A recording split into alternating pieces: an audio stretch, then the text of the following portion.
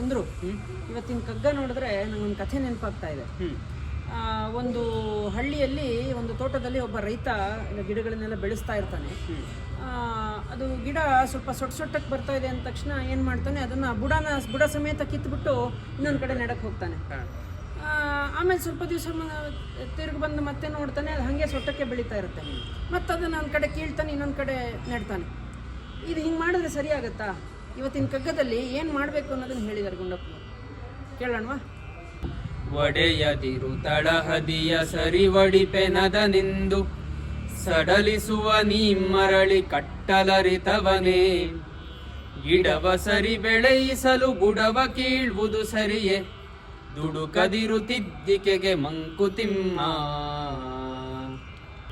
ನಾವು ಯಾರನ್ನಾದರೂ ಬದಲಾವಣೆ ಮಾಡಬೇಕು ಅಥವಾ ಏನನ್ನಾದರೂ ಪರಿಸ್ಥಿತಿಯನ್ನು ಬದಲಾವಣೆ ಮಾಡಬೇಕು ಅಂತಂದರೆ ಅದರ ಫೌಂಡೇಶನನ್ನು ಅಲುಗಾಡಿಸಿದ್ರೆ ಸಾಧ್ಯ ಇಲ್ಲ. ಅದನ್ನು ನಾವು ಕಟ್ಟೋ ರೀತಿಯಲ್ಲಿ, ಕಟ್ಟುವ ವಿಧಾನದಲ್ಲಿ ಬದಲಾವಣೆ ಮಾಡಬೇಕು. ಯಾವುದನ್ನೇ ಆದರೂ ಒತ್ತಾಯ ಮಾಡಿ ಬದಲಾವಣೆ ಮಾಡೋಕ್ಕೆ ಹೋದರೆ ಸರಿಯಾಗಲ್ಲ ಪ್ರಕೃತಿಯಲ್ಲಿ ಅನ್ನೋದನ್ನು ನಾವು ಕೆಲವಾರು ಕಗ್ಗಗಳಲ್ಲಿ ಕೇಳಿದ್ದೀವಿ.